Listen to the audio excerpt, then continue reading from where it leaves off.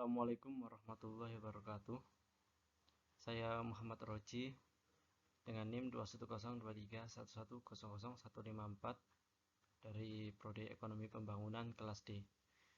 Saya akan mempresentasikan tentang menganalisis pemikiran ekonomi sosialisme Karl Marx dan pemikiran ekonomi klasik Adam Smith. Konsep sosialisme Karl Marx. Sosialis pada dasarnya adalah ajaran dan paham kenegaraan supaya harta, industri, dan perusahaan menjadi milik negara. Sosialis suatu mazhab atau ide ekonomi didefinisikan sebagai suatu mazhab yang meniadakan hak-hak milik pribadi bagi faktor-faktor produksi, melarang siapapun menyuruh orang lain menjadi buruhnya untuk menghasilkan sesuatu bagi kepentingan dirinya sendiri. Secara istilah, sosialisme merupakan sistem atau teori ekonomi di mana alat produksi, distribusi, dan pertukaran dimiliki oleh masyarakat secara kolektif melalui negara. Sosialisme diartikan juga suatu tahapan perkembangan masyarakat dari kapitalisme ke komunisme dan memiliki ciri khusus distribusi pendapatan sesuai dengan kerja, bukan dengan kebutuhan. Dengan ciri utama antara lain pemilihan semua alat produksi, distribusi, dan pertukaran oleh publik atau negara dan peniadaan kepemilikan pribadi atau swasta. Persamaan ekonomi dan pemberian kebutuhan hidup dasar bagi semua warga negara. Materialisme dengan titik berat pada faktor-faktor ekonomi. Negara totalitarian dan diktator, proletariat, penindasan kebebasan sipil, dan sebagainya. Selanjutnya, perkembangan pemikiran ekonomi klasik dari Adam Smith. Smith merupakan seseorang yang begitu menentang pengenaan tarif tinggi dan pembatasan perdagangan. Usaha untuk menyeimbangkan perdagangan menurutnya adalah absurd. Menurutnya, kebijakan merkantilis hanya menghasilkan kemakmuran dan keuntungan bagi produsen dan pemegang monopoli saja. Karena merkantilisme tidak menguntungkan konsumen, maka merkantilisme bersifat anti pertumbuhan dan dangkal karena menurutnya dalam sistem merkantilisme kepentingan konsumen selalu dikorbankan demi kepentingan produsen. Maka dari itu Adam Smith menentang pemikiran merkantilisme dan kebijakan-kebijakannya. Selanjutnya, Smith juga mengatakan bahwa hambatan perdagangan akan mengurangi kemampuan kedua negara untuk berproduksi dan karenanya hambatan itu harus dihilangkan dengan memperluas perdagangan antar dua negara atau lebih. Maka negara-negara tersebut akan mendapat keuntungan. Menurutnya lagi, jika suatu negara lain dapat memberikan kita komoditas yang lebih murah ketimbang jika kita membuatnya sendiri, maka kita lebih baik membelinya dari negara tersebut. Selanjutnya, filosofi pemikiran sosialis dari Karl Marx. Menurut pandangan ini, ide-ide dan kesadaran manusia tidak lain daripada refleksi yang salah tentang kondisi-kondisi material. Perhatian ini dipusatkan Marx sebagai usaha Marx untuk meningkatkan revolusi sosialis sehingga kaum proletariat dapat menikmati sebagian besar kelimpahan material yang dihasilkan oleh industrialisme. Menurut Marx, suatu pemahaman ilmiah yang dapat diterima tentang gejala sosial menuntut si ilmuwan untuk mengambil sikap yang benar terhadap hakikat permasalahan itu. Hal ini mencakupi pengakuan bahwa manusia tidak hanya sekedar organisme material. Sebaliknya, manusia memiliki kesadaran diri, di mana mereka memiliki suatu kesadaran subjektif tentang dirinya sendiri dan situasi-situasi materialnya. Penjelasan Marx pada materialistis tentang perubahan sejarah diterapkan pada pola-pola perubahan sejarah yang luas. Penekanan materialistis ini berpusat pada perubahan-perubahan cara atau teknik-teknik produksi material sebagai sumber utama perubahan sosial budaya. Dalam The German ideologi Marx menunjukkan bahwa manusia menciptakan sejarahnya sendiri selama mereka berjuang menghadapi lingkungan materialnya dan terlibat dalam hubungan-hubungan sosial yang terbatas dalam proses-proses ini. Tetapi kemampuan manusia untuk membuat sejarahnya sendiri dibatasi oleh keadaan lingkungan material dan sosial yang sudah ada. Ketegangan-ketegangan yang khas dan kontradiksi-kontradiksi yang menonjol akan berbeda-beda menurut tahap sejarahnya serta perkembangan material sosialnya. Tetapi dalam semua tahap perjuangan individu dalam kelas-kelas yang berbeda untuk menghadapi lingkungan material dan sosialisnya yang khusus agar bisa tetap hidup dan memenuhi kebutuhan-kebutuhannya, merupakan sumber utama perubahan untuk tahap berikutnya. Marx mengandaikan bahwa pemilikan daya-daya produksi masyarakat secara komunal dan suatu distribusi yang lebih merata yang didasarkan pada kebutuhan manusia, bukan kerakusan borjuis. Sebenarnya Marx tidak hanya terpaku kepada model dua kelas ataupun tiga kelas saja, tetapi Marx berpandangan tentang struktur sosial yang terus-menerus mengalami perubahan dan variasi dalam periode sejarah yang berbeda-beda, mengakibatkan munculnya model-model kelas baru terutama di kelas sekunder atau menengah. Seperti analisis Marx dalam karyanya Class Struggle in France yang dikutip oleh Lefebvre, yang di situ Marx mengelompokkan masyarakat ke dalam 7 kelas yang berbeda-beda, yaitu borjuis pemodal, borjuis industri, pedagang, borjuis kecil, petani, kaum proletar yang tidak laku. Dalam gagasannya mengenai konsep materialisme historis, Marx mengungkapkan bahwa aktivitas produktif manusia merupakan kunci untuk menganalisis kehidupan manusia. Hal inilah yang menjadi substansi masyarakat kapitalis, yaitu bahwa seluruh masyarakat harus membuat diri mereka produktif dari tahun ke tahun. Kondisi seperti ini menunjukkan bahwa masyarakat terikat dalam produksi yang bersifat materi. Para kapitalis merupakan pihak yang memiliki posisi tawar tertinggi, sedangkan kaum buruh hanya dapat menjual tenaganya kepada majikan sebagai satu input dalam proses produksi. Maka terjadilah eksploitasi besar-besaran terhadap kaum buruh. Pada masa itu, modal merupakan kunci untuk mendapatkan pendapatan yang lebih. Selanjutnya, filosofi pemikiran klasik dari Adam Smith. Di latar belakangi kehidupan abad 18, saat itu dikenal istilah laissez-faire, yakni filosofi ekonomi yang menekankan pada pengurangan bahkan peniadaan intervensi pemerintah dalam ekonomi. Istilah ini juga bisa dimaknai sebagai leave alone, dalam arti semakin kecil intervensi pemerintah dalam aktivitas ekonomi, semakin baguslah roda perekonomian. Ekonomi yang berlandaskan prinsip laissez-faire ini merupakan pondasi dari konsep kapitalisme pasar yang menjadi bagian penting dari ilmu ekonomi yang kita kenal saat ini. Pemikiran di ataslah yang kemudian menobatkan Adam Smith sebagai pelopor ilmu ekonomi klasik. Namun ada hal yang penting harus dicatat. Meski menawarkan konsep ekonomi yang bersifat kapitalis, Smith juga menekankan urgensi moralitas sosial. Hal ini terbukti dalam karyanya yang berjudul The Theory of Moral Sentiment. Dalam buku tersebut, Smith menggarisbawahi pentingnya rasa simpati sebagai elemen moral dan perilaku manusia.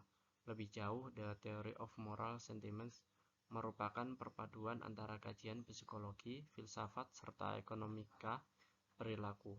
Di dalamnya banyak dibahas mengenai pencapaian kesejahteraan, pencarian kebahagiaan, serta keutamaan hidup. Dalam bukunya The Wealth of the Nation, menurut dia kepentingan pribadi akan menghasilkan masyarakat yang stabil dan makmur, tanpa perlu diarahkan oleh negara secara terpusat.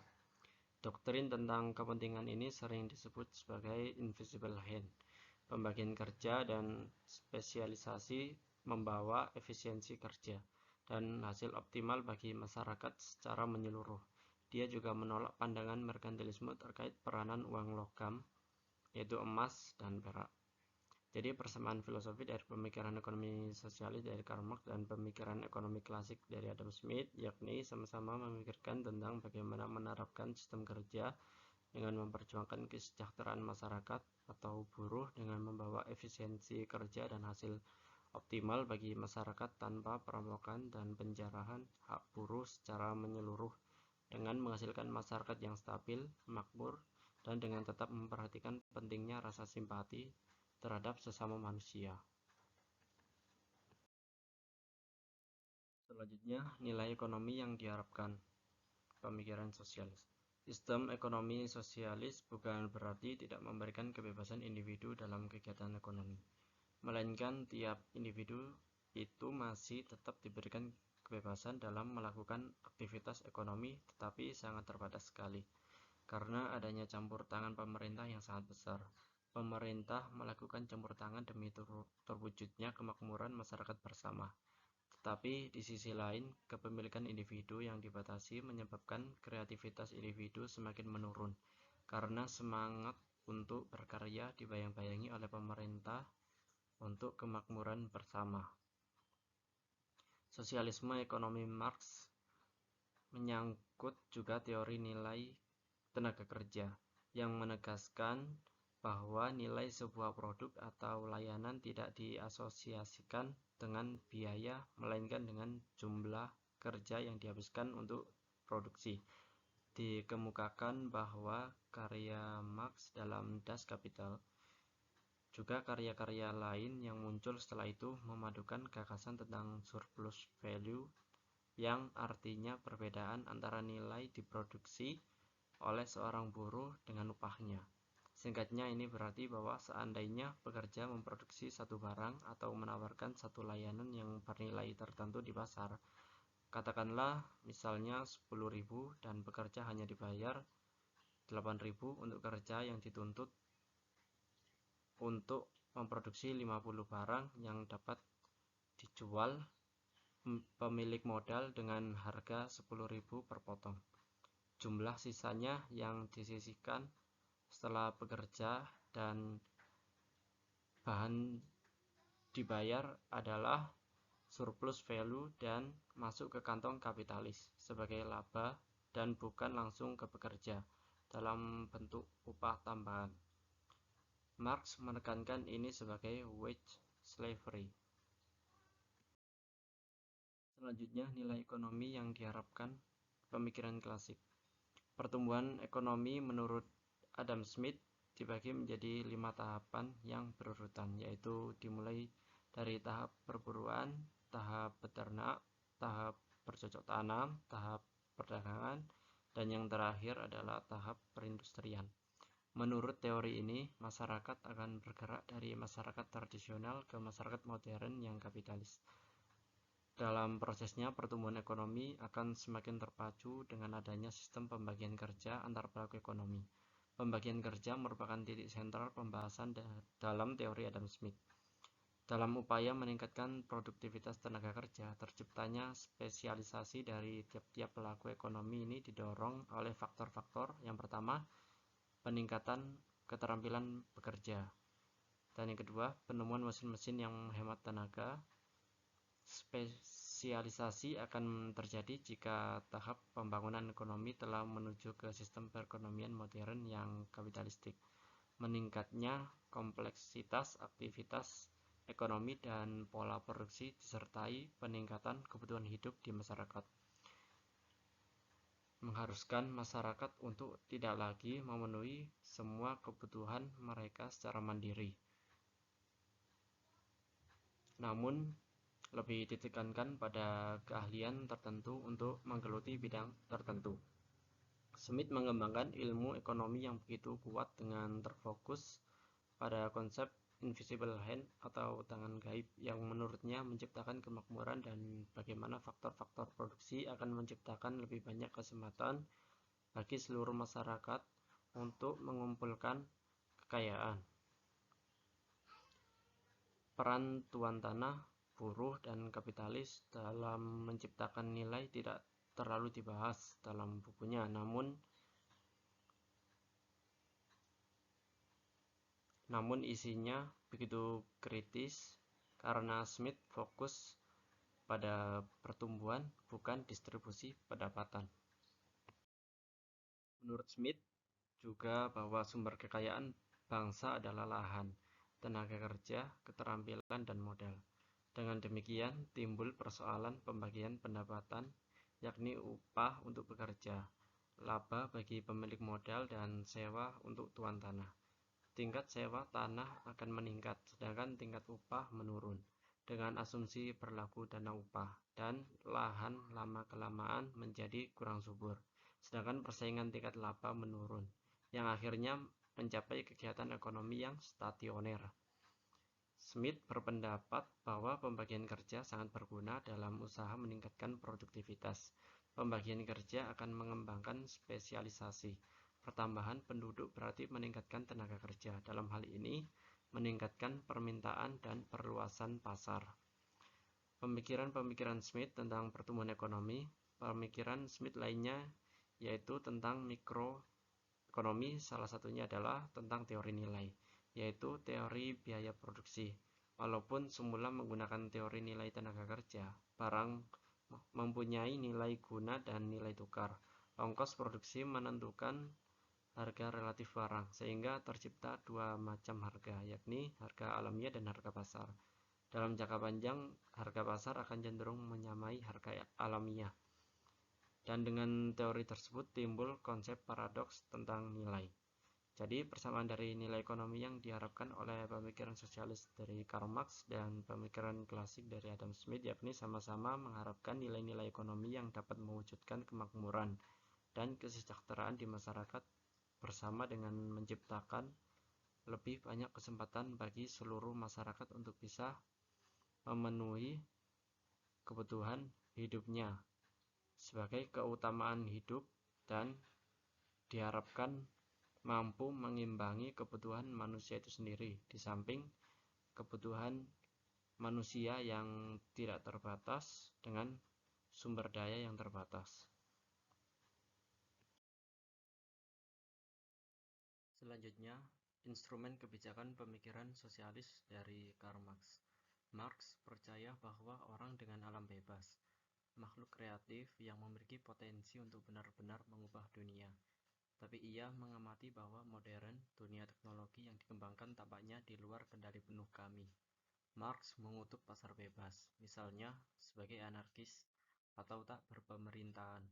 Dia mempertahankan bahwa cara ekonomi pasar dikoordinasikan melalui pembelian spontan dan penjualan properti pribadi, ditentukan oleh hukum penawaran dan permintaan, kemampuan kita untuk mengendalikan individu dan nasib kolektif. Sistem ekonomi sosialisme adalah sistem ekonomi yang diatur sepenuhnya oleh negara. Sistem ekonomi sosialis biasa disebut juga dengan sistem ekonomi yang terpusat, karena segala sesuatunya harus diatur oleh negara dan juga dikomandokan dari pusat. Sistem perekonomian sosialis merupakan sistem perekonomian yang menginginkan kemakmuran dari masyarakatnya dan terlaksana merata sehingga tidak ada lagi penindasan ekonomi yang terjadi. Sistem ekonomi sosialis bukan berarti tidak memberikan kebebasan individu dalam kegiatan ekonomi. Individu tetap diberikan kebebasan dalam melakukan aktivitas ekonomi, tetapi sangat terbatas, serta dengan adanya campur tangan pemerintah yang sangat besar. Ciri-ciri sistem ekonomi sosialis yaitu lebih mengutamakan kebersamaan atau kolektivitas. Pemerintah memiliki peran sangat besar. Sifat manusia dalam sistem ini ditentukan oleh pola produksi. Hak milik individu tidak diakui. Sosialisme sebagai sistem ekonomi dalam satu komando, menempatkan posisi negara sebagai sentral kegiatan ekonomi. Negara sangat berkuasa dalam kepemilikan bersama terhadap semua faktor produksi. Produksi dilakukan sesuai dengan kebutuhan, serta perencanaan ekonomi yang ketat untuk memproduksi dan mendistribusikan barang dan jasa yang dibutuhkan oleh masyarakat. Sistem ekonomi sosialis yang dikembangkan oleh Karl Marx menghendaki maksimalisasi peran negara. Negara harus menguasai segala sektor ekonomi untuk memastikan keadilan kepada rakyat, mulai dari produksi, konsumsi, sampai mendistribusikannya kepada buruh, sehingga mereka juga menikmati hasil usaha. Pasar dalam paradigma sosialis harus dijaga agar tidak jatuh ke tangan pemilik modal yang serakah, sehingga monopoli dan melakukan eksploitasi tenaga buruh, lalu memanfaatkannya untuk mendapatkan keuntungan sebesar-besarnya. Pada negara sosialis yang umumnya pemerintahannya bersifat otoriter, masyarakat miskin tidak dapat bertindak sebagai subjek yang menentukan, melainkan sekedar objek bagi pelaksanaan kegiatan ekonomi. Selanjutnya, instrumen kebijakan pemikiran klasik Adam Smith. Terkait dengan pertumbuhan ekonomi, Smith mengusulkan penghematan dan investasi modal sebagai unsur penting dalam pertumbuhan ekonomi, sebagai bagian dari pandangan makroekonominya. Dia menekankan bahwa kunci penting pertumbuhan ekonomi bukan hanya kebijakan pemerintah, lingkungan usaha yang kompetitif, dan manajemen bisnis yang sehat, tetapi juga tabungan dan penghematan. Smith juga menjelaskan perlunya investasi modal dan mesin penghemat tenaga kerja sebagai elemen vital dalam menaikkan standar hidup masyarakat. Dalam hal perdagangan internasional, Smith membela perdagangan bebas dan pasar bebas, sehingga karena pandangan kebebasan alamiahnya dan pendapatnya tentang sistem usaha bebas yang kompetitif yang mengatur diri sendiri, dan pemerintahan yang terbatas. Dalam paparannya tersebut, dia meyakinkan tentang kebebasan ekonomi akan membantu membebaskan dunia dari merkantilisme dan intervensi negara yang berlebihan, sehingga banyak orang mengatakan bahwa tanpa rintisannya tersebut, bisa saja revolusi industri macet dan berjalan sangat lambat. Sehingga dari paparan di atas dapat disimpulkan bahwa fokus utama pemikiran Smith adalah peningkatan individu melalui kesederhanaan dan perilaku yang baik, menabung dan berinvestasi, perdagangan dan divisi kerja, pendidikan, pembentukan kapital, dan pengembangan teknologi baru. Secara umum, dia lebih tertarik untuk meningkatkan kemakmuran ketimbang pemerataan kemakmuran. Jadi, persamaan instrumen kebijakan dari kedua pemikiran antara pemikiran sosialis dan pemikiran klasik, yakni sama-sama ingin menerapkan kebijakan demi kesejahteraan masyarakat dengan peningkatan individu, perdagangan, dan divisi kerja guna memenuhi kebutuhan yang tidak terbatas dengan sumber daya yang terbatas dan didukung oleh lingkungan usaha yang kompetitif dan manajemen bisnis yang sehat.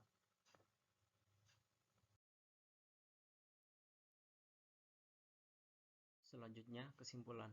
Sosialis pada dasarnya adalah ajaran dan paham kenegaraan supaya harta dan industri dan perusahaan menjadi milik negara. Sosialis, suatu mazhab atau ide ekonomi, didefinisikan sebagai suatu mazhab yang meniadakan hak-hak milik pribadi bagi faktor-faktor produksi, melarang siapapun menyuruh orang lain menjadi buruhnya untuk menghasilkan sesuatu bagi kepentingan dirinya sendiri. Prinsip utama sosialisme bahwa produksi bukan semata-mata dipusatkan di tangan negara, tetapi peranan negara harus seluruhnya merupakan peranan ekonomi. Sedangkan pada pemikiran klasik, Smith mengembangkan ilmu ekonomi yang begitu kuat dengan terfokus pada konsep invisible hand atau tangan gaib yang menurutnya menciptakan kemakmuran dan bagaimana faktor-faktor produksi akan menciptakan lebih banyak kesempatan bagi seluruh masyarakat untuk mengumpulkan kekayaan. Meski menawarkan konsep ekonomi yang bersifat kapitalis, Smith juga menekankan urgensi moralitas sosial. Smith juga menekankan pentingnya rasa simpati sebagai elemen moral dan perilaku manusia. Menurut dia, kepentingan pribadi akan menghasilkan masyarakat yang stabil dan makmur, tanpa perlu diarahkan oleh negara secara terpusat. Doktrin tentang kepentingan ini sering disebut sebagai invisible hand.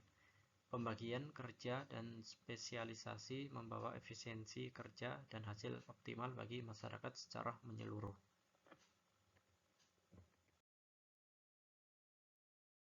Sekian, terima kasih. Kurang lebihnya mohon maaf. Wassalamualaikum warahmatullahi wabarakatuh.